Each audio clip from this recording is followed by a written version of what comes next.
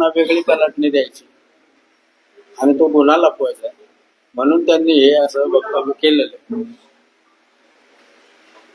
वकिली काल कोर्टात बोलताना असं म्हटलं, माध्यमांशी बोलताना असं म्हटलंय की ज्या घटना घडत होत्या चायच्या संदर्भात किंवा वादाच्या त्याची कल्पना तुम्हाला वेळोवेळी दिली जायची, तुमच्यापर्यंत ते पोहोचवलेलं होतं, मध्यस्थी झालेली होती आणि काही मोबाईल वगैरेचा काही दिवस काढून घेतलेला होता असं ते म्हणजे. 3 गोष्टी एक त्या ज्या मोबाईलच्या आणि चॅटच्या संदर्भात, दुसरं हुंड्याच्या संदर्भात ते असं म्हटलं की आम्ही हुंडा मागितलेला नाही आणि फॉर्च्युनर घटकांनी गिफ्ट दिली लग्नासाठी.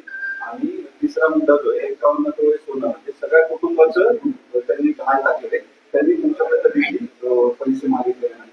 सर, मला एक एक प्रश्नाचं उत्तर अचानक देता येणार नाही. तुम्ही जर म्हणतात की तुमचा पहिला प्रश्न कुठला होता, त्यांनी वेळोवेळी त्यांनी सांगितलं की तुम्ही मोबाईलचा मुद्दा चॅटच्या संदर्भात तुम्हाला वेळोवेळी कल्पना नाही, त्याची कल्पना कुसळची दिली नाही आणि त्याचं कल्पनाही नाही, कल्पना दिलेली नाही आणि त्या विषयावरती कुठलं भाष्यही झालेलं नाही. हे मोबाईलचं चॅटिंगच्या बाबतीत तुम्ही त्यांनी सरळ सरळ माझ्या चारित्र्यावरती संशय घेतलेला आहे. दुसरी गोष्ट राहिली मोबाईलचा, तर त्यांचा असा आरोप आहे की माझ्या मुलीचा मोबाईल मी काढून देतो.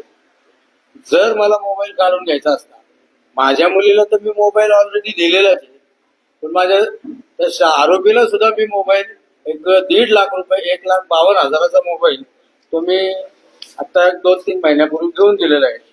तुम्ही दिला की त्यांनी मागितलं? नाही, त्यांनी मागितला. माझी मुली इथं असतं, माझी मुलगी माझ्या घरी होती.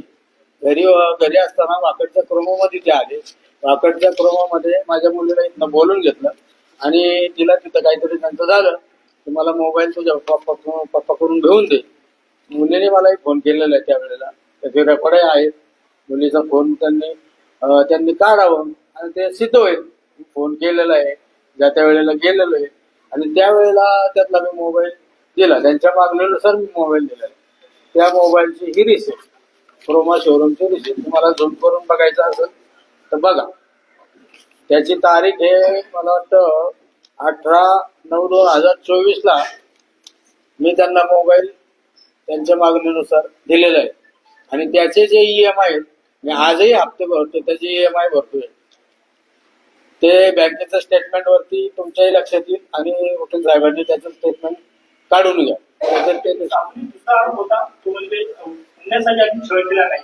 40 लाख आमच्याकडे 5 कोटीच्या गाड्या आहेत, तर 40 लाख कशाला वापरतो?